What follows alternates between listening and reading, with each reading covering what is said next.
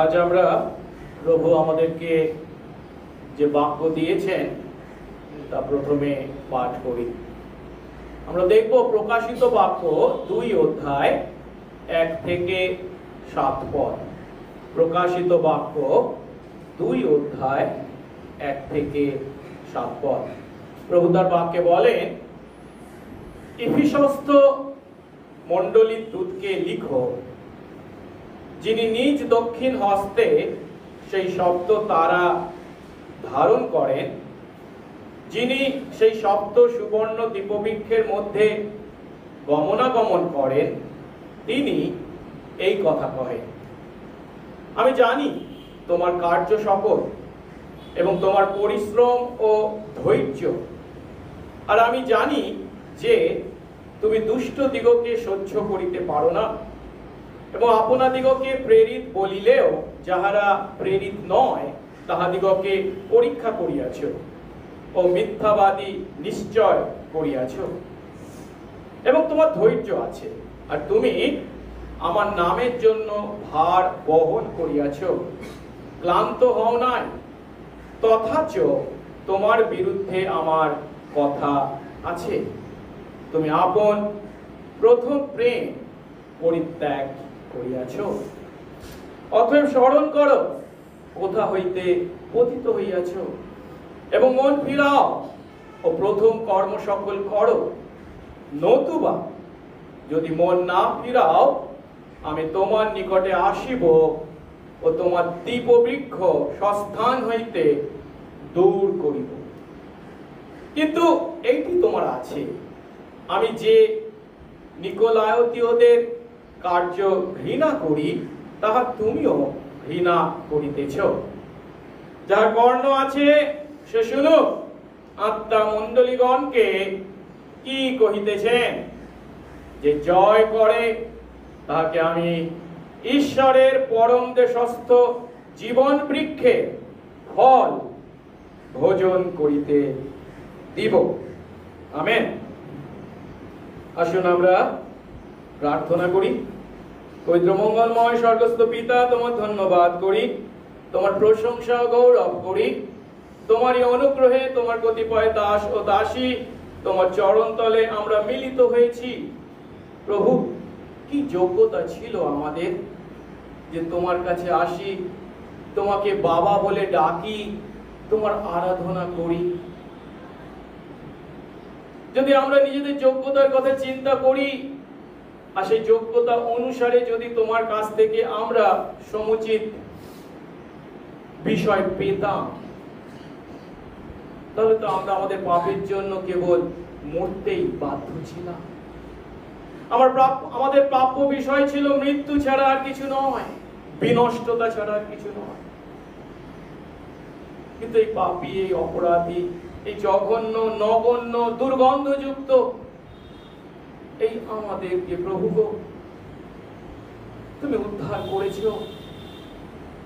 তার জন্য তুমি মূল্য দিয়েছো তোমার একমাত্র পুত্র যীশু খ্রিস্টকে প্রভু গো পাঠিয়েছিলে, যিনি ঈশ্বর হয়ে মানুষ হয়ে আমাদের পরিবর্তে সেই নিষ্পাপ নিষ্কলঙ্ক জীবন যাপন করলেন, সমস্ত বিধান পূর্ণরূপে পালন করলেন, এবং আমরা যে পাপ করেছিলাম, যে পাপের শাস্তি আমাদের পাওনা ছিল, তাও তিনি আমাদের পরিবর্তে গ্রহণ করলেন, মরলেন সেই মৃত্যু যা আমাদের পাওনা ছিল, করেছেন তিনি আমাদের পাপের প্রায়শ্চিত্ত। তাই আজ প্রভু গো তোমারই অনুগ্রহে নতুন জন্ম যারা আমরা পেয়েছি, আমাদের পাপের জন্য অনুতপ্ত হয়ে তোমাকে একমাত্র প্রভু পরিত্রাতা বলে বিশ্বাস স্বীকার ও গ্রহণ করেছি, তোমার সন্তান আমরা, তাই তোমাকে বাবা বলে ডাকার সুযোগ পেয়েছি। বাবা গো, আরেকটি বার আমাদের সেই সমস্ত পাপ অপরাধ তুমি ক্ষমা করো, আমাদের হাত ধরো, কারণ প্রভু তুমি না ধরলে আমরা কোথায় যাব। আশীর্বাদ করো, এই জীবনে যেন তোমার গৌরবার্থে যাপন করি। আর তাই তো প্রভু দিয়েছো তোমার বাক্য, সেই বাক্যের নিগুড় তত্ত্ব উপলব্ধি করতে তুমি আমাদেরকে আশীর্বাদ করো। 2000 বছর পূর্বে প্রভু গো সর্বকালের সর্বস্থানের মণ্ডলীর জন্য তোমার কি ইচ্ছা তুমি যখন জানিয়েছিলে, ও প্রভু সেই তোমার শিষ্য যোহনের কাছে তা প্রকাশ করেছিলে, আজ যখন আমরা তা উপলব্ধি করতে চলেছি, আশীর্বাদ করো। ব্যক্তিগতভাবে, মণ্ডলীগতভাবে আমরা যেন আত্মসমীক্ষা করার সুযোগকে গ্রহণ করি, এবং যে বিষয়ে আমাদের এখনো ঘাটতি আছে, আমরা পিছিয়ে পড়েছি, পতিত হয়েছি, প্রভু গো, তা যেন চিহ্নিত করতে পারি, অনুতপ্ত হই এবং প্রথম প্রেমে পুনরায় ফিরে আসি। আশীর্বাদ করো। আজ এই বাক্যের দ্বারা তুমি আমাদের প্রত্যেককে প্রভুকে, প্রত্যেকের হৃদয়কে প্রভুকে তুমি উত্তপ্ত করো, সাহায্য করো, সঙ্গে সঙ্গে থাকো। যিশু নামে এই প্রার্থনা চাই, আমেন। আমরা বসবো।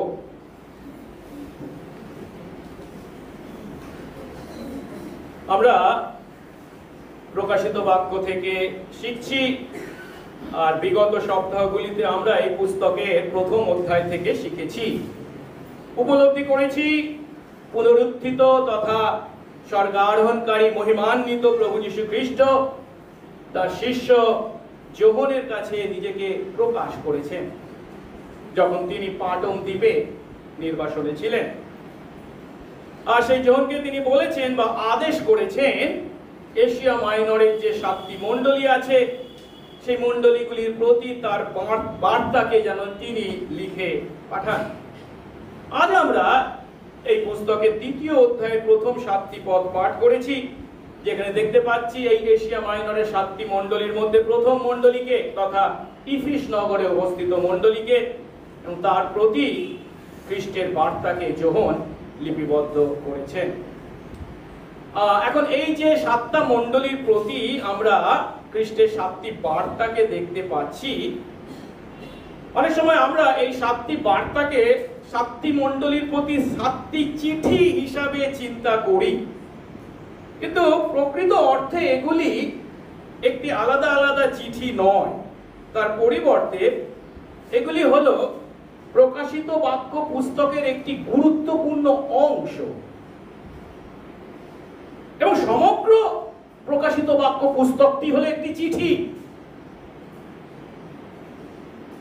কারণ এই বার্তাগুলি যে বিভক্ত করে এক একটি চিঠি এক একটি মণ্ডলীর কাছে পাঠানো হয়েছে তা নয়।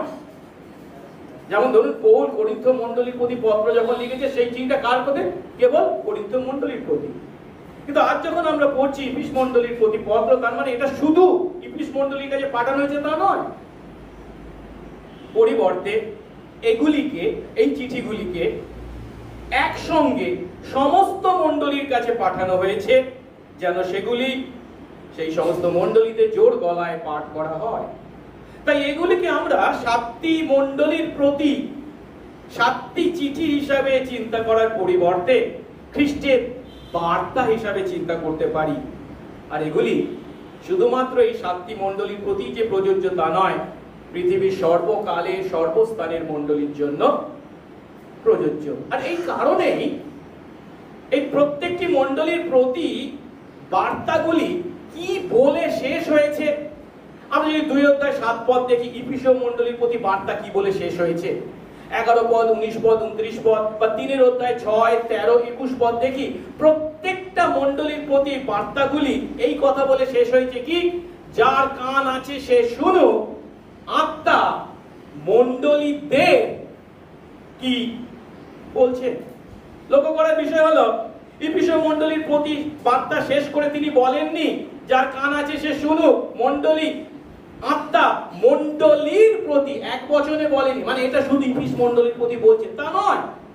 তার পরিবর্তে বলা হয়েছে আত্মা মণ্ডলীদের প্রতি বহু বচনে কি বলছে।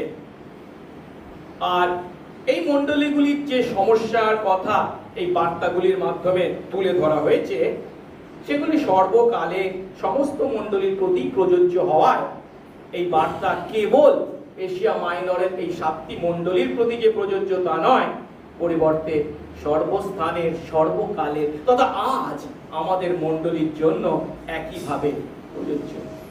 এবং প্রতিটি বার্তার মধ্যে আমরা দেখতে পাবো আগামী দিনে প্রশংসার বিষয় আছে, সমালোচনার বিষয় আছে, সতর্ক বার্তা আছে এবং আশীর্বাদের প্রতিজ্ঞাও আছে, যেগুলির মাধ্যমে আজ যীশু খ্রিস্ট যে কথা প্রকাশ করেছেন তা হলো সর্বস্থানের সর্বকালের মণ্ডলীতে বা সর্বকালের মণ্ডলী কেমন হবে সে বিষয়ে তার ইচ্ছা কি তা তিনি আমাদের কাছে প্রকাশ করেছেন। তাই আবার যেটা আমাদের মাথায় ভালো করে ঢোকাতে হবে সেটা হচ্ছে কি, আজ আমাদের কাছে এটা এত সাহায্যকারী। প্রায় 2000 বছর পূর্বে সাতটি মণ্ডলীর প্রতি সেই পুনরুত্থিত গৌরবান্বিত খ্রিস্ট যে কথা বলেছেন তা আজ বিশ্বাসী আমাদের প্রত্যেকের প্রতি বা আজ পৃথিবীর প্রত্যেক মণ্ডলীর প্রতি আত্মসমীক্ষা করার উপায়। আমরা যদি সত্যি আমাদের আধ্যাত্মিক সুস্বাস্থ্যের অধিকারী হতে চাই তাহলে আমাদের ব্যক্তিগত জীবনে এবং মান্ডলিক জীবনে এই সমস্ত বিষয়গুলির প্রতি দৃষ্টি দিতে হবে, যেগুলি এই সাতটি বার্তার মাধ্যমে প্রভু আমাদেরকে স্মরণ করিয়ে দিয়েছেন। আর এই সাতটি বার্তাকে যদি আমরা সাজাই, দেখবো সাতটির মধ্যে একই ফরম্যাটকে ব্যবহার করা হয়েছে। প্রথমে সেই মণ্ডলগুলির মধ্যে, প্রতিটি মণ্ডলীর মধ্যে এমন কিছু বিষয় আছে যেগুলি তিনি প্রশংসা করেছে। একটা মণ্ডলী, শুধু লাউদিকিয়া মণ্ডলীর বাদে প্রত্যেকটা মণ্ডলীর কিছু বিষয়ের প্রশংসা করেছে। দ্বিতীয়ত, প্রত্যেকটা মণ্ডলীর বিশেষ বিশেষ ক্ষেত্রকে নির্দেশ করে তাদেরকে অনুতপ্ত হতে বলা হয়েছে, তাদের সমালোচনা করেছে, কেবলমাত্র স্মুরনা মণ্ডলী এবং ফিলাডেলফিয়া মণ্ডলী ছাড়া। এবং তারপর আমরা দেখতে পাই প্রত্যেকটা মণ্ডলীকে আসন্ন বিচারের কথা বলে তাদেরকে সতর্ক করা হয়েছে।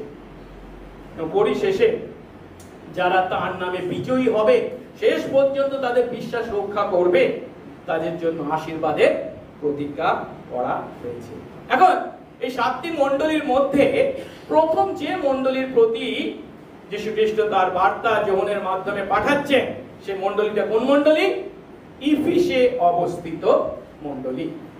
এখন প্রশ্ন নিশ্চয়ই আমরা করতে পারি, ইফিস মণ্ডলীকে তার বার্তা সবার আগে কেন তিনি পাঠাচ্ছেন? সহজ উত্তর হতে পারে, যেটি আমরা এর আগের দিন ম্যাপ দেখেছিলাম, মনে আছে নিশ্চয়ই। পাটন দ্বীপটা ছিল সব থেকে কাছে এই ইফিস নগরে, জলপথে দূরত্ব ছিল মাত্র 60 মাইল। অন্য যে 6টা নগর ছিল তারা কিন্তু একটু দূরে ছিল। শুধু তাই নয়, এশিয়া প্রদেশ, এখানে এশিয়া প্রদেশ মানে আজকে আমাদের এশিয়া মহাদেশ তা নয়, এটা হচ্ছে সেই সময়কার রোমীয় সাম্রাজ্যের এশিয়া মাইনর বলে যে প্রদেশ ছিল, যেটা মূলত আজকের দিনে টার্কির পশ্চিম ভাগ। সেই এশিয়া প্রদেশের প্রধান নগর ছিল এই ইফিস নগর। ব্যবসা বাণিজ্যের দিক থেকে এটা ছিল আবার এশিয়া মাইনরের প্রধান বাণিজ্যিক নগরও বটে। এই নগরে সেই সময় ধরা হয়ে থাকে কমপক্ষে 2.5 লক্ষ মানুষের বসবাস ছিল। আর এই নগর বিখ্যাত ছিল কারণ এই নগরে একটা মন্দির ছিল, আর্তেমিস, যার গ্রিক নাম ছিল দিয়ানার মন্দির। সেই সময় পৃথিবীর মধ্যে 7টি আশ্চর্যের মধ্যে একটা বলে তাকে ধরা হতো। শুধু তাই নয়, এই ইফিস মণ্ডলীর সঙ্গে আমাদের পরিচয় আমরা যখন প্রেরিত পুস্তক পাঠ করি তখন দেখতে পাই, কারণ পৌল এখানে প্রচার করেছিলেন। আমরা প্রেরিত পুস্তক থেকে জানতে পারি, প্রেরিত 18 অধ্যায় 19 থেকে 21 পদে, যে প্রেরিত পৌল যখন তার দ্বিতীয় মিশনারি যাত্রায় ছিলেন তার শেষ ভাগে অল্প সময়ের জন্য এখানে থেমেছিলেন। এবং তারপর আমরা দেখি এখানে আপোল্লো নামে একজন ইহুদি, যে ছিল আলেকজান্দ্রিয়ার অধিবাসী, এখানে আসে এবং তিনি লোকদের শিক্ষা দিতে শুরু করেন। কিন্তু তার শিক্ষার মধ্যে কিছু ভুল ছিল। সেই সময় আকিল্লা এবং প্রিস্কিল্লা তাদেরকে ঈশ্বরের পথ সম্পর্কে সূক্ষ্ম রূপে শিক্ষা দিয়েছিলেন। তিনি আরো ভালো করে জেনে আরো ভালো করে প্রচার করেছিলেন, সেটা প্রেরিত 18 অধ্যায় পাই। কিন্তু 19 অধ্যায় যখন আমরা যাই দেখতে পাই প্রেরিত পৌল উপলব্ধি করেছিলেন দ্বিতীয় যাত্রায় অল্প সময় কাটিয়েছি, খুব কম সময়। আর তাই এই ইফিস নগরের যে অবস্থান কত গুরুত্বপূর্ণ তা জেনে তিনি ইফিস নগরে আসেন এবং এখানে কম করে 2.5 থেকে 3 বছর তিনি অতিবাহিত করেন এবং এখানে প্রচার করেন সুসমাচার। এবং এখানে সুসমাচার প্রচার এত ফলপ্রসূ হয়েছিল যে লুক লিখেছেন প্রেরিত 19 অধ্যায় 10 পদে বলছেন, এই রূপে 2 বছর ধরে প্রচার কার্য চলেছিল। আর তার ফল কি হয়েছিল? বলা হচ্ছে এশিয়া নিবাসী ইহুদি ও গ্রিক সকলেই, মানে ইহুদি এবং অইহুদি পরজাতি সকলেই প্রভুর বাক্য শুনতে পেয়েছিল।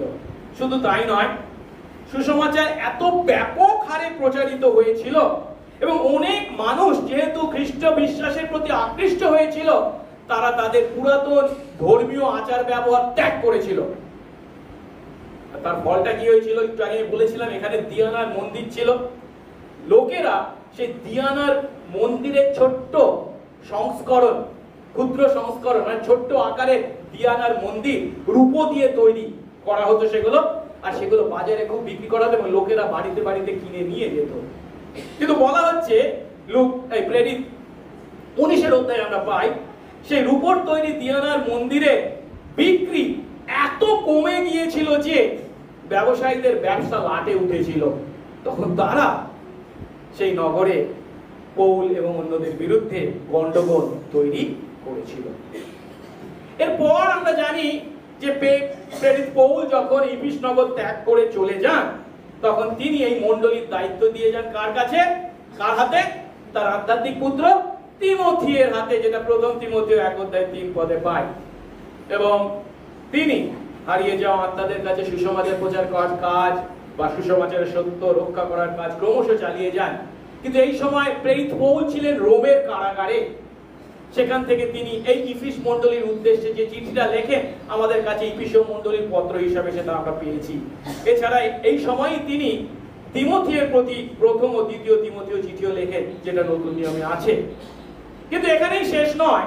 খ্রিস্টীয় পরম্পরা অনুসারে প্রথম শতাব্দীর শেষ ভাগে যিশুর শিষ্য যোহন এই ইফিস মণ্ডলীর তৃতীয় পালক হয়েছিলেন। এই শিষ্য যোহন এই মণ্ডলীতে যথেষ্ট সময় অতিবাহিত করেছিলেন এবং ধরা হয়ে থাকে এই মণ্ডলীর মাধ্যমে, এই ইফিস মণ্ডলীর মাধ্যমে অন্যান্য অঞ্চলে সুসমাচার প্রচারের ফলস্বরূপ অন্য মণ্ডলীগুলিও স্থাপিত হয়েছিল। এরপর রোমের সম্রাট ডমিটিয়ানের সময়ে, যিনি 81 থেকে 96 খ্রিস্টাব্দে রাজত্ব করেছিলেন, যোহনকে পাটন দ্বীপে নির্বাসনে পাঠানো হয়। তারপর পরবর্তী সম্রাট ট্রাজানের সময় তিনি মুক্ত হয়েছিলেন এবং তারপরে তিনি মারা যান। তার মানে এর থেকে আমরা কি দেখতে পাচ্ছি? ইফিস মণ্ডলী কাদেরকে তাদের পালক হিসাবে পেয়েছে? প্রথম পালক হিসাবে পৌলকে, দ্বিতীয় পালক হিসাবে তিমথিয়কে, তৃতীয় পালক হিসাবে যোহনকে। শুধু তাই নয়, আপোলো, প্রিসকিলা, আকিল্লা ওরাও তারা সেখানে পরিচর্যা কাজ করেছে। এর অর্থ কি?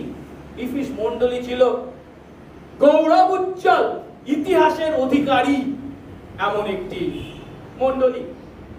আর আমাদের প্রভু এই মণ্ডলীর প্রতি তার প্রথম বার্তাটি পাঠিয়েছেন।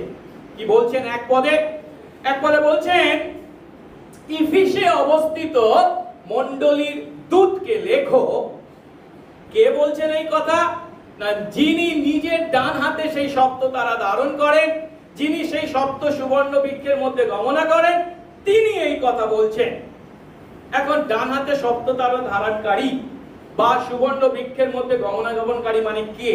আগের দিন আমরা দেখেছিলাম 1 অধ্যায় 13 পদে যোহন বলছেন, আমি মুখ ফিরে দেখলাম সেই সপ্ত সুবর্ণ বৃক্ষ, আর সেই সপ্ত বৃক্ষের মধ্যে কে? মনুষ্য পুত্রের ন্যায় এক ব্যক্তি, অর্থাৎ যীশু খ্রিস্টকে তিনি দেখেছিলেন। 1 অধ্যায় 13 পদে বলেছিল সেই সপ্ত দ্বীপবৃক্ষের মধ্যে কেবল মনুষ্য পুত্রের উপস্থিতি। কিন্তু এখানে কি বলা হয়েছে একটু আগে?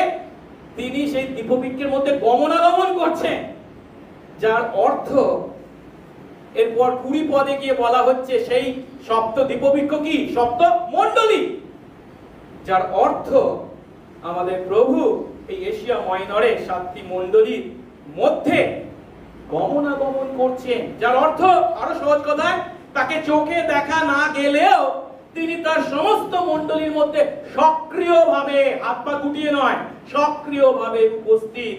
তিনি তাদের মধ্যে প্রধান মেষপালকের ভূমিকা পালন করছেন। তিনি তাদের বিষয়ে যথেষ্ট আগ্রহী এবং তাদের কাজের সঙ্গে যুক্ত। আরো বলা হয়েছিল 20 পদে যে সেই তারাগুলোর অর্থ কি? সপ্ত তারা যাদেরকে তিনি ডান হাতে ধারণ করে আছেন, তারা হলো এই মণ্ডলীগুলির দূত বা বার্তা বাহক। আর এর আগের দিন আমরা শিখেছিলাম তার অর্থ এই মণ্ডলীগুলির পালক বা পরিচর্যাকারীদেরকেই তার দ্বারা নির্দেশ করা হয়েছে। আর তাই এক পদে যখন বলছে ইফিসে অবস্থিত মণ্ডলীর দূতকে লেখো, তার অর্থ ইফিসে অবস্থিত মণ্ডলীর পালককে লিখতে বলা হয়েছে। এখন সেই এফিসে অবস্থিত মণ্ডলীর পালককে কি লিখতে বলা হয়েছে, সে বার্তার বিষয়বস্তু কি, তাকে আমরা 3টি ধাপে দেখব। প্রথমত প্রশংসা 2-3 পদ এবং 6 পদ, দ্বিতীয়ত সমালোচনা 4-5 পদ এবং তৃতীয়ত প্রতিজ্ঞা 7 পদ। প্রথমে আমরা তাদের এই ইফিস মণ্ডলীর প্রশংসাকে দেখতে চলেছি। আমাদের প্রভু যীশু খ্রিস্ট ইফিস মণ্ডলীর প্রথম যে বিষয়টির জন্য প্রশংসা করেছেন সেটা হচ্ছে তাদের কাজের প্রশংসা। 2 পদ যিশু বলছেন, আমি জানি তোমার সমস্ত কাজ ও তোমার সমস্ত পরিশ্রম। যে কথার অর্থ যিশু তাদের সমস্ত কাজ এবং পরিশ্রমকে স্বীকার করেছেন। এর অর্থ ইফিসের মণ্ডলী পরিচর্যা কাজে খুবই সক্রিয় ছিল। তার অর্থ কি? তারা সুসমাচার প্রচারের কাজে ব্যস্ত ছিল। তারা সমবেতভাবে আরাধনায় মিলিত হতো, ঈশ্বরের উপস্থিতি উপভোগ করত। তারা খ্রিস্টীয় সহভাগিতায় সময় কাটাতো, খ্রিস্ট সহভাগিতায় প্রতিদিন বৃদ্ধি পেত। শিষ্যত্বের মাধ্যমে ঈশ্বরের সন্তানদেরকে তারা গেঁথে তুলত বা বিভিন্ন সেবা কাজও তারা করত। আর সাধারণত মণ্ডলী সমস্ত বিশ্বাসীকে এইভাবে মণ্ডলীর সমস্ত কাজে এবং পরিশ্রমে পাওয়াটা খুবই কঠিন। কিন্তু আমাদের প্রভু এই মণ্ডলীর প্রশংসা করে বলছেন তারা সেইভাবে মিলিত হতো, ঈশ্বরের আরাধনা করত, বাক্য প্রচার করত, শিষ্যত্বের দ্বারা সন্তানদের গেঁথে তুলত, বিভিন্ন সেবা কাজে ছিল তারা ব্যস্ত। এবং এখানে এই তাদের কাজ বা পরিশ্রমের জন্য যে গ্রিক শব্দটা ব্যবহার করা হয়েছে তার অর্থ কি? কঠোর পরিশ্রম, হার্ড ওয়ার্ক, যার অর্থ তারা এই সমস্ত কাজ, প্রভুর জন্য কাজ যথেষ্ট পরিশ্রম সহকারে করত। আর তা যখন তারা করত, আমরা তাদের প্রতি আমাদের প্রভুর সেই প্রতিজ্ঞাকে স্মরণ করতে পারি। মতি 25-21 পদ বলে, উত্তম ও বিশ্বস্ত দাস, তুমি অল্প বিষয়ে বিশ্বস্ত হলে আমি তোমাকে বহু বিষয়ের উপর নিযুক্ত করব, তুমি তোমার প্রভুর আনন্দের সহভাগী হও। তাহলে প্রথম বিষয়টা আমরা দেখলাম, ইফিস মণ্ডলীর প্রশংসা করা হয়েছে, সেটা কি? তাদের কাজের প্রশংসা বা পরিশ্রমের প্রশংসা। এবার দ্বিতীয় বিষয়টা দেখি, তাদের ধৈর্যের প্রশংসা করা হয়েছে। ওই 2 পদের দ্বিতীয় অংশে বলছে, আমি জানি তোমার সমস্ত কাজ ও পরিশ্রম, তারপরে কি বলেছে? এবং ধৈর্য। 3 পদে সেই ধৈর্যটাকে আরো একটু ব্যাখ্যা করে বলছেন কি? তোমার ধৈর্য আছে, আর তুমি আমার নামের জন্য ভার বহন করেছো, ক্লান্ত হওনি। এখন যিশু যখন ইফিস মণ্ডলীর এই যে ধৈর্যের কথা বলছেন, তখন কোন অর্থে বলছেন, প্রেক্ষাপট থেকে সেটাকে আমাদেরকে উপলব্ধি করতে হবে। আমরা জানি এই ইফিস মণ্ডলীতে বিভিন্ন ধর্মের উপস্থিতি ছিল এবং তাদের মধ্যে আবার ছিল রোমের সম্রাট পূজাও বটে। এখন এই নগরের প্রধান ধর্মীয় পীঠস্থান হিসেবে একটু আগে আমরা দেখেছি দিয়ানার মন্দির ছিল। আরো দেখেছি একটু আগে যখন আমি বলছিলাম এই ইফিস মণ্ডলীতে পৌলের পরিচর্যা কাজ, তখন কি দেখেছিলাম? পেরিস শিষ্য যখন এই নগরে সুসমাচার প্রচার করেছিলেন, তখন থেকে খ্রিস্ট ধর্মের বিরুদ্ধে কিছু মানুষের কি ছিল? অসন্তোষ। সেই সমস্ত ব্যবসায়ীদের অসন্তোষ, যারা গন্ডগোল বাঁধিয়েছিল। এখন এটা যদি প্রথম থেকেই থেকে থাকে, তাহলে আমরা ধরতে পারি কি সময় যত এগিয়েছে তত বেশি খ্রিস্ট বিশ্বাসীরা বিভিন্ন সমস্যার মুখোমুখি হয়েছেন, এটাই স্বাভাবিক। আমরা সহজেই মনে করতে ধরতে পারি এই সময় খ্রিস্টের নামের কারণে, খ্রিস্টের বিশ্বাসের কারণে তারা অন্যদের দ্বারা ঘৃণিত হয়েছে, অবজ্ঞার পাত্র হয়েছে, ব্যবসা ক্ষেত্রে তাদের খদ্দেররা কমতে শুরু করেছে, বা অনেকে তাদের মালপত্র তাদের কাছে বিক্রি করা বন্ধ করেছে। সহজ কথায় যিশুর নামের জন্য, যে বলছে না 3 পদের শেষ অংশে, তুমি আমার নামের জন্য, খ্রিস্টের নামের জন্য তারা সমাজচ্যুত হয়েছে। কিন্তু প্রভুর গৌরব হোক, এই 2 এবং 3 পদে প্রভু তাদের প্রশংসা করে বলছেন, তবুও তারা ক্রমশ ভার বহন করেছে। খ্রিস্টের নামের জন্য তারা যদিও ঘৃণিত হয়েছে, যদিও অবজ্ঞাত হয়েছে, তবুও তারা ভার বহন করেছে, ক্লান্ত হয়নি। খ্রিস্টের নামের জন্য সবই তারা ধৈর্য সহকারে সহ্য করেছে।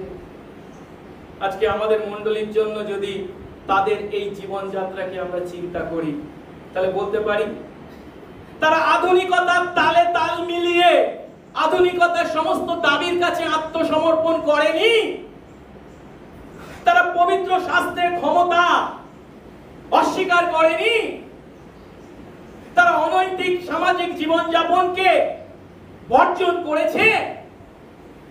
এই ইফিস নগরটা ছিল বিভিন্ন পাপ কার্যে পরিপূর্ণ। নৈতিক জীবনের কোনো চেহারা সেখানে ছিল না।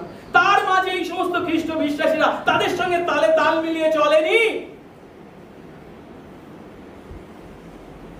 বা আরো সহজ করে বলতে গেলে ধর্মীয় বহুত্বের মধ্যে তারা যীশু খ্রিস্টের অনন্যতার কথাই বলেছে।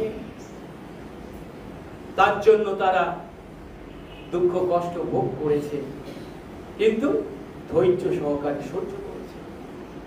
তৃতীয় যে বিষয়ে প্রশংসা করা হয়েছে, আর সেটি হচ্ছে তারা সত্য শিক্ষাকে আঁকড়ে ধরে থেকেছে, মিথ্যা শিক্ষাকে চিহ্নিত করেছে এবং বর্জন করেছে। 2 পদের শেষ অংশে বলছে, যিশু বলছেন, আমি জানি যে তুমি দুষ্টদের সহ্য করতে পারো না, এবং নিজেদের প্রেরিত শিষ্য বললেও যারা প্রেরিত শিষ্য নয়, তোমরা তাদের পরীক্ষা করেছো ও তাদের মিথ্যাবাদী প্রতিপন্ন করেছো। 6 পদে আরো বলছেন, আরো একটি বিষয় তোমাদের আছে, সেটা কি? আমি যে নিকোলায়তীয়দের ঘৃণা করি তা তুমিও ঘৃণা করো। এখন এই 6 পদে যে নিকোলায়তীয়দের কথা বলা হয়েছে, এরা কারা এবং তাদের নির্দিষ্ট কি শিক্ষা ছিল, খুব স্পষ্ট করে বলা কঠিন। কিন্তু একটা বিষয় এই কথা থেকে স্পষ্ট বলছে, যিশু নিজে এই নিকোলায়তীয়দের কাজকে ঘৃণা করতেন, ঘৃণা করেন। যার অর্থ কি? তারা ভ্রান্ত শিক্ষার দ্বারা মণ্ডলীকে ভুল পথে পরিচালিত করেছিল। এখন এইভাবে ইফিসের মতো একটি আদর্শ মণ্ডলীতে কি করে ভ্রান্ত শিক্ষা আসে বা আসতে পারে যদি আমরা প্রশ্ন করি, তাহলে আমরা ভুল করছি। কেন? প্রথম পালক হিসাবে পৌল যখন এই মণ্ডলী পরিচর্যা কার্য শেষ করে জেরুসালেমে ফিরে যাচ্ছিলেন, তখন তিনি তাদেরকে কি বলেছিলেন? তাদের প্রাচীনদেরকে ডেকে এনে, আমরা প্রেরিত 20 অধ্যায় 29 পদে পাই, পৌল বলছেন, আমি জানি আমি গেলে পর দুরন্ত নেকড়েরা তোমাদের মধ্যে প্রবেশ করবে, পালের প্রতি মানে মেষদের প্রতি, বিশ্বাসীদের প্রতি মমতা করবে না। মারাত্মক নেকড়েরা আসবে, ভ্রান্ত শিক্ষকরা উৎপন্ন হবে, যারা তোমাদেরকে বিপদে পরিচালিত করবে, তোমাদেরকে খাবে, গ্রাস করবে। আগে থেকে তিনি তাদেরকে বলে রেখেছেন। আর তাই তাদেরকে কি করতে হবে? 31 পদ, অতএব জেগে থাকো, স্মরণ করো, আমি 3 বছর ধরে রাত দিন প্রত্যেককে চোখের জলে চেতনা দিতে ক্ষান্ত হই। তিনি তাদেরকে কিভাবে কেঁদে কেঁদে তাদের জন্য প্রার্থনা করেছেন, পরামর্শ দিয়েছেন, বিপদ থেকে ফিরিয়েছেন, তা স্মরণ করো, জেগে থেকো।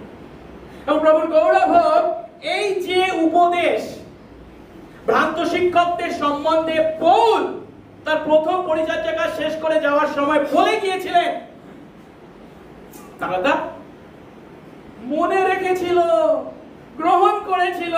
আর তাই পৌলের কথা মতো ঠিক যখন তাদের মধ্যে এসেছে সেই সমস্ত ভ্রান্ত শিক্ষকরা, প্রেরিত শিষ্য না হয়েও নিজেদেরকে প্রেরিত শিষ্য বলে বড়াই করেছে, তারা তাদের পরীক্ষা করেছে এবং মিথ্যা প্রতিপন্ন হয়েছে।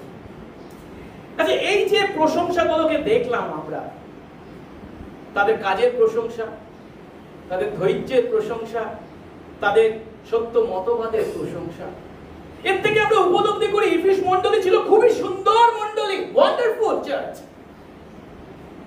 পৌল, তিমথিও, যোহনের মতো পালকদেরকে তারা পেয়েছে এবং তাদের শিক্ষা তারাকে ধরে রেখেছিল। আর তাই আমরা বলতে পারি ইফিস মণ্ডলী সেই পাপপূর্ণ নগরের মধ্যে আলোর ন্যায় উজ্জ্বল ছিল, জ্বলজ্বল করছিল। বিশ্বাসীরা একদিকে যখন সেবা কাজে ব্যস্ত, অন্যদিকে খ্রিস্টান নামের জন্য দুঃখ কষ্ট ধৈর্য সহকারে সহ্য করছে এবং মিথ্যা মতবাদে নয়, সত্য মতবাদে তারা বিশ্বাসী আঁকড়ে ধরে আছে। এখন আমাদের মনে হতে পারে এমন উত্তম মণ্ডলীর মধ্যে কি কোনো খুঁত থাকা সম্ভব? সুপ্রিয়া মাথা নেড়ে বলছে না, কিন্তু বাস্তব হলো হ্যাঁ সম্ভব। কারণ পরবর্তী পদেই আমরা দেখতে পাচ্ছি খ্রিস্ট তাদের সেই বিষয়গুলিকে স্মরণ করিয়ে দিয়ে ভৎসনা করেছেন, সমালোচনা করেছেন। আসলে দ্বিতীয় ভাগে যাই, সমালোচনা। 4 পদে কি বলা হয়েছে? তবু তোমার বিরুদ্ধে আমার কথা আছে। যিশু স্বয়ং বলছেন ইফিস মণ্ডলীর বিরুদ্ধে তার কথা আছে, আর সেটা কি? তুমি তোমার প্রথম প্রেম পরিত্যাগ করেছো।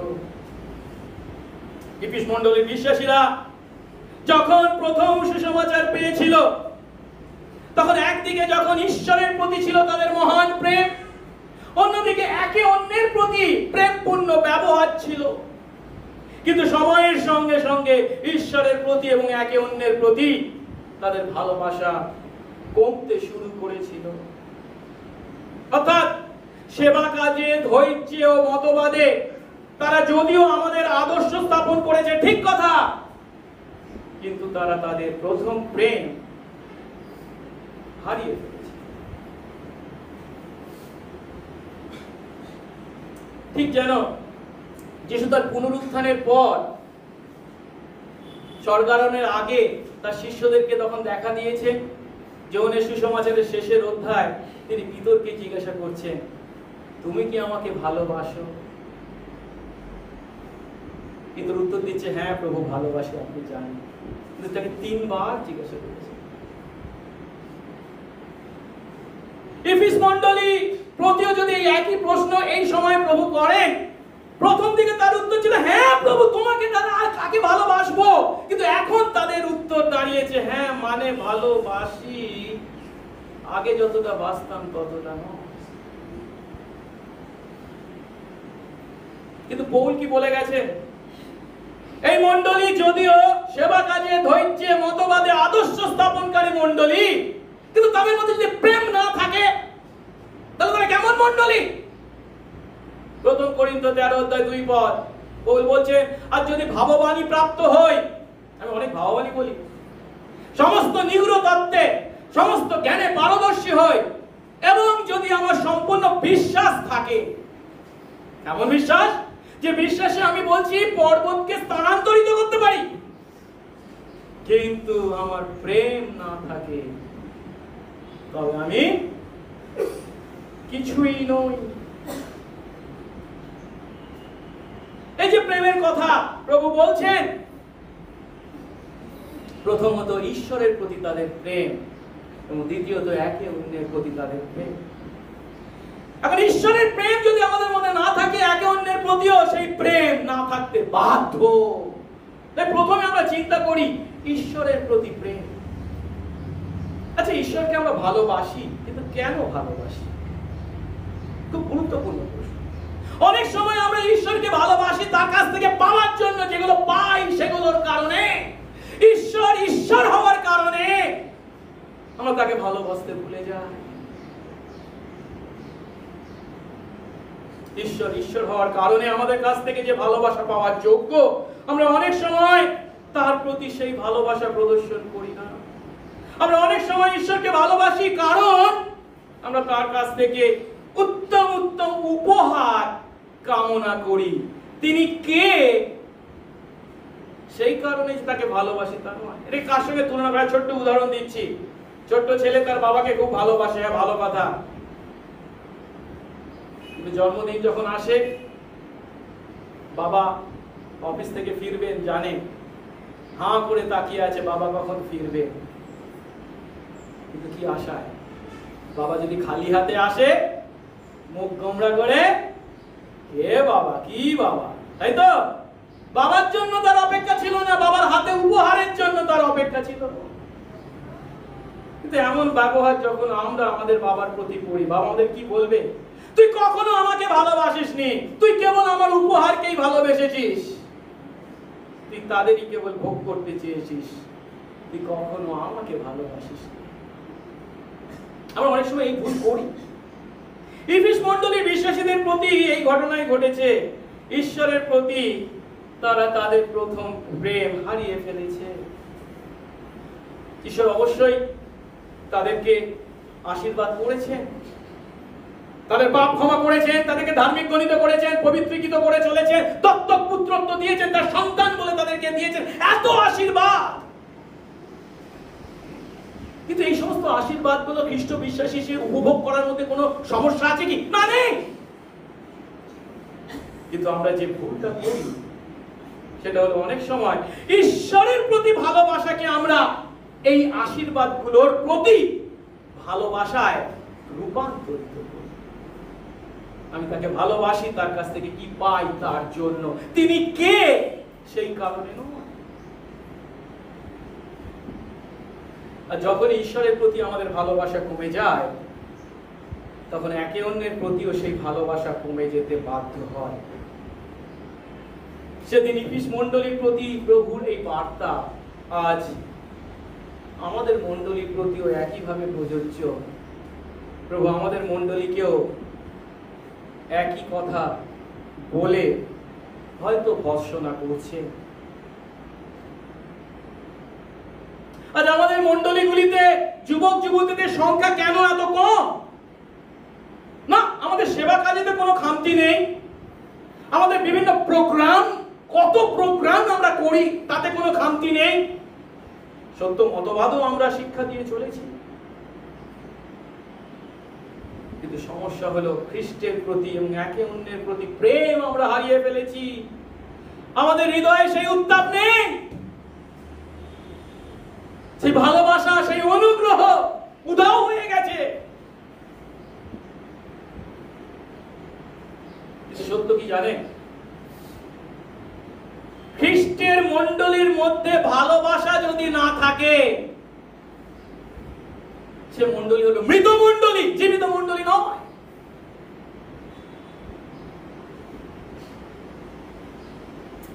কিন্তু লক্ষ্য করার বিষয় হলো, যদিও ইফিস মণ্ডলী তার প্রথম প্রেম পরিত্যাগ করেছে, সেই কথা বলেই, তাদের তিরস্কার করেই প্রভু সেখানে থেমে থাকেননি। তিনি তাদের প্রতিকারের উপায় জানিয়েছেন, তা থেকে ফেরার উপায় জানিয়েছেন। মাঝপথে কি বলছেন? স্মরণ করো কোথা থেকে পতিত হয়েছো, মন ফিরাও, প্রথম কর্ম সকল করো। আর সতর্ক করে বলছেন কি? যদি মন না ফেরাও, আমি তোমার কাছে আসব ও তোমার বিপবিক্ষ তার স্থান থেকে দূর করব। মারাত্মক কথা। আসলে প্রথমে চিন্তা করি, এই যে প্রথম প্রেম তারা পরিত্যাগ করেছে, তার প্রতিকারের উপায় হিসাবে তিনি কি বলছেন?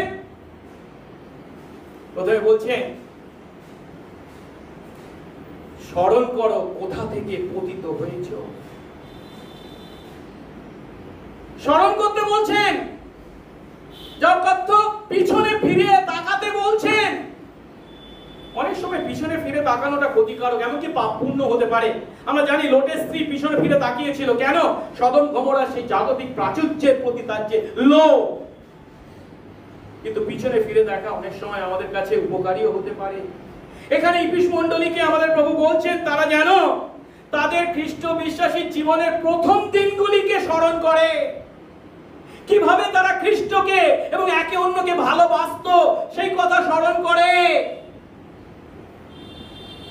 আজ আমরাও স্মরণ করব খ্রিস্ট বিশ্বাসী জীবন। আজকে আমরা 10 বছর 15 বছর 20 বছর হয়ে গেছে, এখন নেতিয়ে পড়েছি আমরা।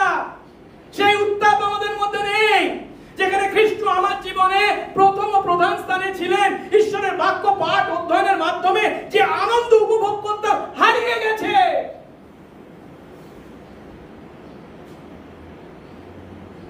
প্রথম দিনগুলি স্মরণ করুন।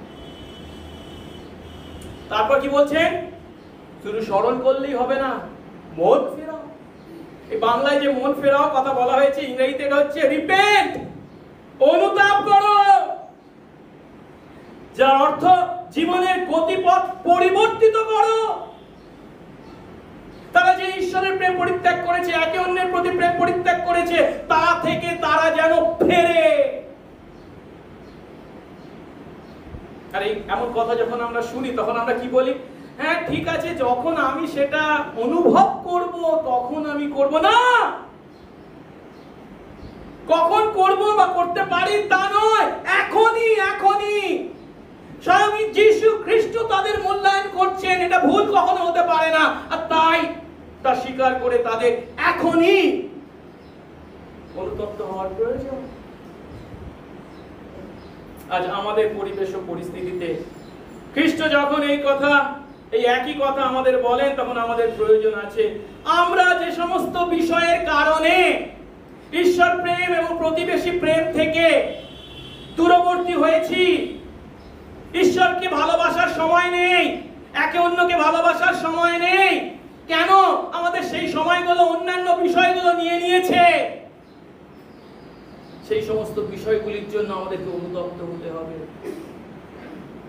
আজ খুব সহজেই আমরা জানি আজ আমাদের জীবনে কোন কোন বিষয় ঈশ্বরের জন্য সময় বা একে অন্যের জন্য সময় দিতে বাধা দেয়। তা হতে পারে আমার আপনার mobile phone, internet, Facebook, Instagram, পত্রপত্রিকা, খেলাধুলা, সিনেমা, টিভি। এগুলো না করলে আমরা মডার্ন হতে পারবো না, সমাজের সঙ্গে জগতের সঙ্গে তালে তাল মিলে চলবো না। ওরা বলবে আপডেটেড, পিছিয়ে পড়া মানুষ। তাই এগুলোর জন্য আমরা এত সময় ব্যয় করি যে ঈশ্বরের জন্য সময় নেই, একে অন্যের জন্য সময় নেই। স্মরণ করো কি থেকে পতিত হয়েছে, অনুতপ্ত হও। কিন্তু সেখানেই শেষ নয়, তারপর কি বলছেন? প্রথম কর্ম সকল করো। অর্থাৎ আগে যা করতে আবার তা করো। আমাদের বিশ্বাস জীবনে প্রথম দিকে সেই সমস্ত কাজগুলি যেন আমরা ক্রমশ করি।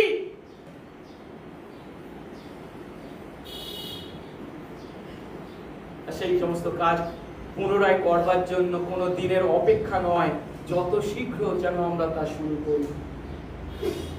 আজ আমাদের প্রতি প্রভু যখন এই কথা বলছেন, প্রথম কর্ম সকল পুনরায় করো, আমরা চিন্তা করতে পারি আমরা যখন মন পরিবর্তিত হয়েছিলাম, খ্রিস্টকে বিশ্বাস করেছিলাম, তখন আমরা কি করেছিলাম? প্রথমত আমরা আমাদের পাপের জন্য অনুতপ্ত হয়েছিলাম, আমরা প্রভুকেই কেবল বিশ্বাস করেছিলাম, তার কাছে ক্ষমা চেয়েছিলাম। আরেকবার আমাদের এই পাপের জন্য অনুতপ্ত হয়ে আসুন তার কাছে ক্ষমা চাই। কিন্তু সেখানেই থেমে থাকলে হবে না। তারপর আমরা কি করেছিলাম? যেহেতু আমরা তার সন্তান, যেহেতু আমরা তার শিষ্য শিষ্যা, তাই মণ্ডলীতে কত আনন্দ সহকারে আরাধনায় যোগদান করতাম, তার বাক্য মন দিয়ে পড়তাম, প্রার্থনায় সময় কাটাতাম।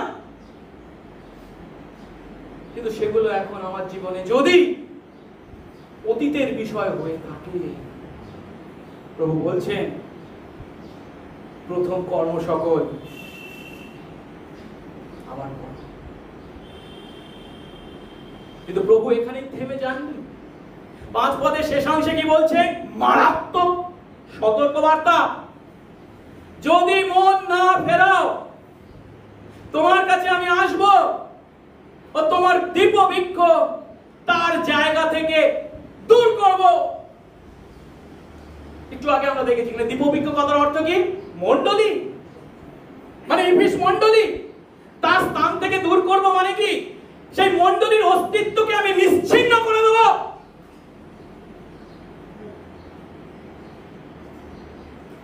এই কথার অর্থ, এই পৃথিবীর প্রতিটা মণ্ডলী প্রভু চাইলে তার স্থান থেকে দূর করতে পারে। অর্থাৎ এই পৃথিবীর কোন মণ্ডলী চিরকালের জন্য অস্তিত্ব রক্ষার গ্যারান্টি পায়নি। বিশেষ করে সেই সমস্ত মণ্ডলী যখন মণ্ডলীর যে ট্রু মার্কস, সত্য চিহ্নগুলো আছে, বাক্য প্রচার,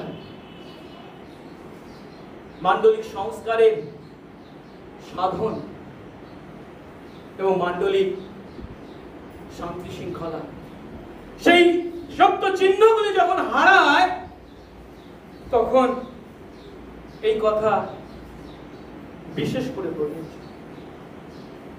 দুঃখের বিষয় কি জানেন? প্রভু এখানে তাদেরকে বলছেন, সতর্ক করেছেন, যদি মন না ফেরান তিনি তাদের সেই মণ্ডলীকে নিশ্চিহ্ন করে দেবেন। কিন্তু এফিস মণ্ডলী সেই সতর্ক বার্তায় কান দেয়নি বা কর্ণপাত করতে ব্যর্থ হয়েছিল। তাই সেই মণ্ডলীর ক্রমশ অধঃপতন শুরু হয়েছিল। আর জানেন, মণ্ডলীর মধ্যযুগে, এটা আমরা প্রথম শতাব্দীর মণ্ডলীর কথা শুনছি, কয়েক শতাব্দী পরে চতুর্থ শতাব্দীতে এই অঞ্চলে একজন ভ্রাম্যমান লেখক যখন এই অঞ্চল পরিভ্রমণ করছেন, তখন এই ইফিস নগরে তিনি এসেছিলেন। আর বলছেন, তিনি কেবল এই নগরে মাত্র 3 জন খ্রিস্ট বিশ্বাসীর খোঁজ পান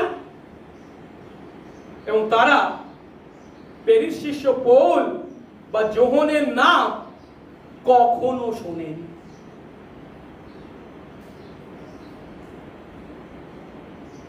প্রভুর অনুগ্রহে আমি এবং আমার স্ত্রী 2000 খ্রিস্টাব্দে এই অঞ্চল, অর্থাৎ এই তুরস্ক, এই এফেসুস, ইস্তানবুল যেটা এখন টার্কির, পরিদর্শনের সুযোগ পেয়েছিলাম। আর আমরা যখন ইফিসে উপস্থিত হয়েছিলাম, দেখেছিলাম সেখানে কেবল ধ্বংসাবশেষ, শুধু এই ধ্বংসাবশেষ পড়ে আছে। এটা কি জানেন? পৌল যেখানে শিক্ষা দিতেন, তুরান্ন ভবন বলে, তার এই ধ্বংসাবশেষ চেহারা। চারিদিকে শুধু ধ্বংসাবশেষ ছাড়া কিছু।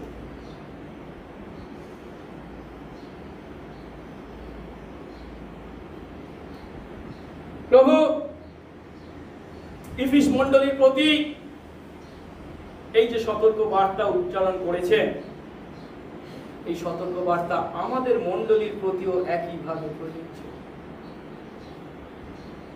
আমরা যদি খ্রিস্টকে এবং একে অন্যকে ভালো না বাসি, তাহলে খ্রিস্ট আমাদের সমাজে আমাদের আলোকে নিভিয়ে দেবেন। কারণ ভালোবাসাকে বাদ দিয়ে মণ্ডলী কখনো সমাজকে আলো দিতে পারে না। আজ এই পৃথিবীর মাটিতে অনেক মণ্ডলী আছে, তাদের মণ্ডলী গৃহ আছে, পালকেরা পালকত্ব করেন, বিশ্বাসীরা সমবেত হয়, কিন্তু যিশু যে কথা বলেছেন না, তাদের দীপবৃক্ষ সরিয়ে নেবেন, তাদের দীপবৃক্ষ সরানো হয়েছে। সত্য মণ্ডলী হিসাবে তারা তাদের অস্তিত্ব হারিয়েছে। ফলস্বরূপ মণ্ডলী অন্ধকারময়, সেখান থেকে কোনো আলো বিচ্ছুরিত হয় না, যেহেতু তাদের মধ্যে কি নেই? ভালোবাসা নেই। আসুন সময় থাকতে প্রভুর এই সতর্কবাণীর প্রতি আমরা কর্ণপাত করি।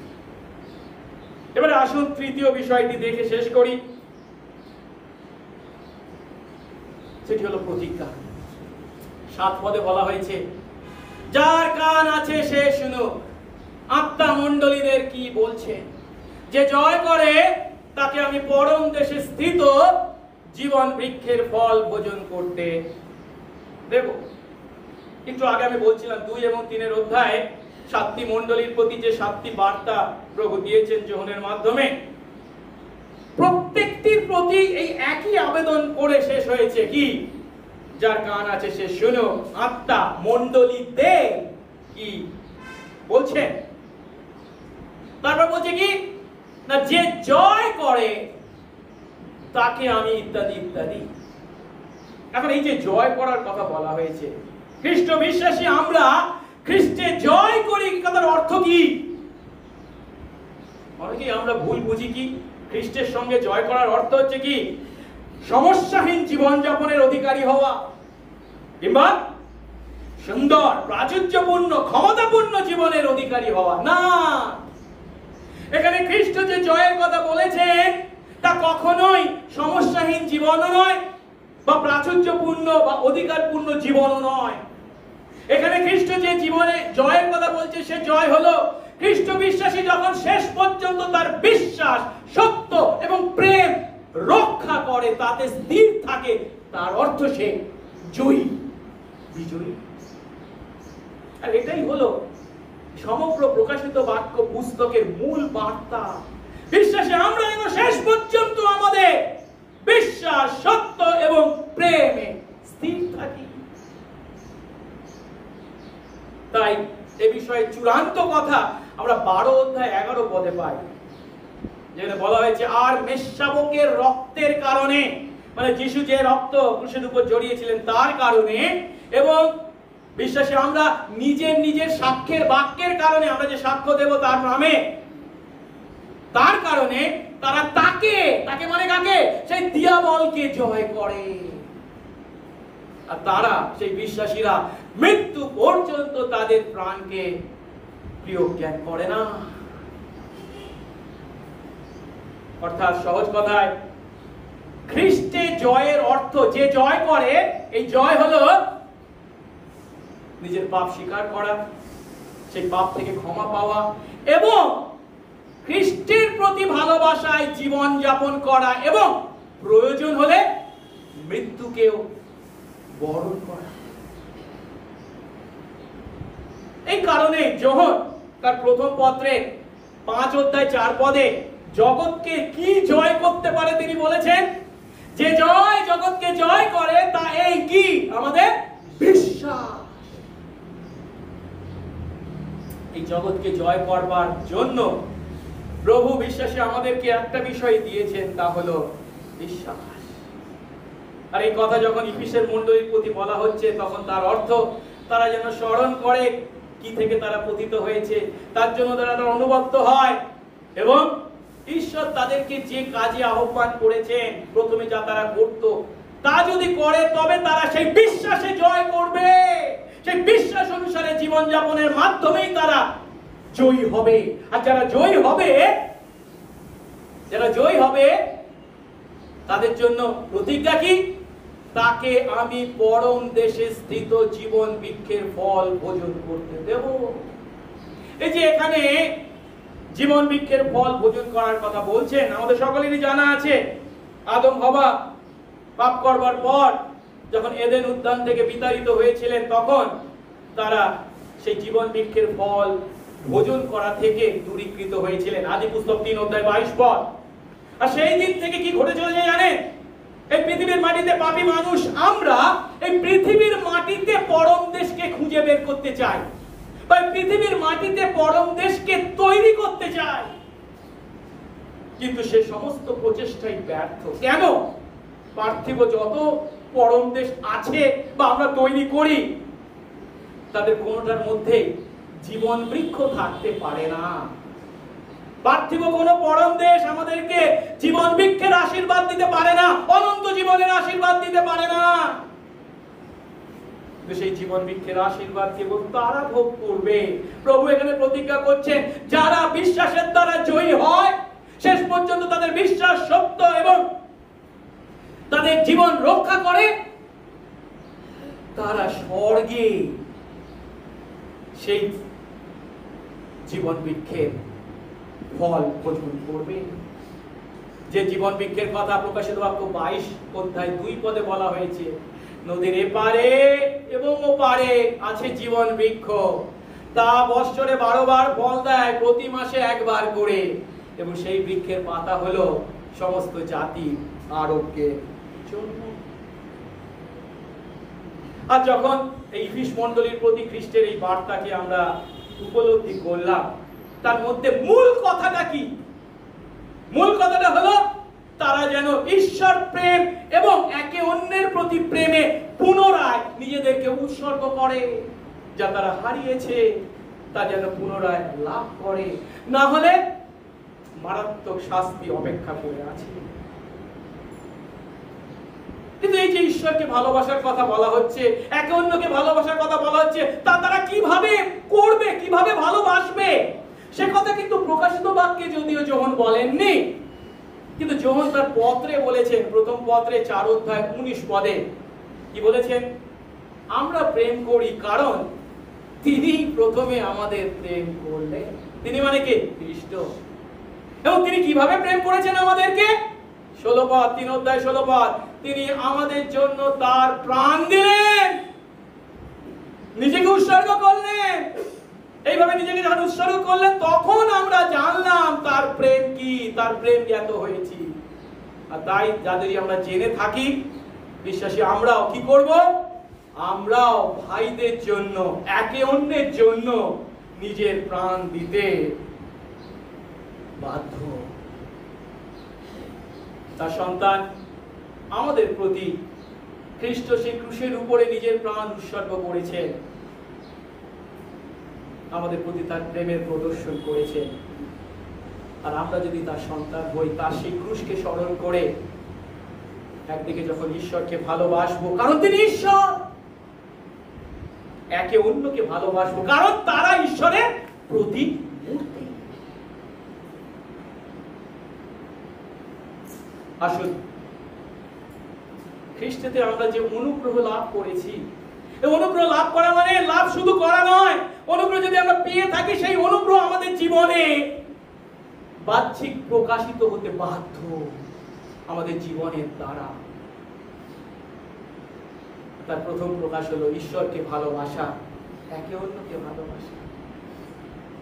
আর যদি সত্যি আমরা একে অন্যকে ভালোবাসি, আসুন আমরা একে অন্যকে উৎসাহিত করি, সঠিক পথ প্রদর্শন করি, সাহায্য করি, ক্ষমা করি, কারণ আমরা ঈশ্বরকে ভালোবাসি, একে অন্যকে ভালোবাসি। ভালোবাসা যদি আমাদের মধ্যে না থাকে, আমরা মৃত। প্রভু আশীর্বাদ করুন, তার অনুগ্রহে যেন আমরা ঈশ্বর প্রেমে এবং একে অন্যের প্রতি প্রেমে উদ্বুদ্ধ হই। প্রার্থনা করি। মঙ্গলময় স্বর্গস্থ পিতা, তোমার ধন্যবাদ করি প্রভু গো, আরেকটি বার তুমি তোমার বাক্যের মাধ্যমে আত্মসমীক্ষা করার সুযোগ দিলে। এই যে বার্তা সেই 2000 বছর পূর্বে তুমি ইফিস মণ্ডলীর বিশ্বাসীদের কাছে উপস্থিত করেছিলে, কেবল তাদের জন্য তা নয়, আমরা দেখলাম প্রভু এই বার্তা সর্বকালের সমস্ত মণ্ডলীর জন্য, তোমার মণ্ডলীর জন্য, সমস্ত বিশ্বাসীর জন্য। প্রভু তোমাদের বিশ্বাসে আমাদের জীবন অনেক কাল অতিবাহিত হয়েছে, আর আজকে আমরা তোমার প্রতি আমাদের সেই প্রথম প্রেমকে ভুলে গেছি। আজ যদি তুমি আমাকে পিতরের মতো প্রশ্ন করো, সুজয় তুই কি আমায় ভালোবাসিস, প্রভু আশীর্বাদ করো আমরা প্রত্যেকে যেন উত্তর দিতে পারি, হ্যাঁ প্রভু আপনি জানেন আমি আপনাকে ভালোবাসি। আর তোমাকে যদি সত্যি ভালোবাসি, সেই ভালোবাসা আমরা একে অন্যের প্রতি ভালোবাসতে বাধ্য, যেহেতু আমরা প্রত্যেকে তোমার প্রতিমূর্তি। প্রভু দয়া করো প্রভু, তোমার কাছ থেকে পাওয়ার আশায় সেই সমস্ত উপহারের দিকে তাকিয়ে তোমাকে ভালোবাসা নয়। তুমি কে? তোমার কারণে তোমাকে ভালোবাসতে আমাদের হৃদয় দাও। আর যদি প্রভু আমরা তা থেকে পতিত হয়ে থাকি, আমরা যেন তা স্মরণ করি, অনুতপ্ত হই, প্রথম প্রেম পুনরায় ফিরে আসি। সঙ্গে সঙ্গে থাকো, হাত ধরে নিয়ে চলো, তুমি আমাদের মাঝে উচ্চীকৃত হও। যিশু নামে এই প্রার্থনা চাই, আমেন।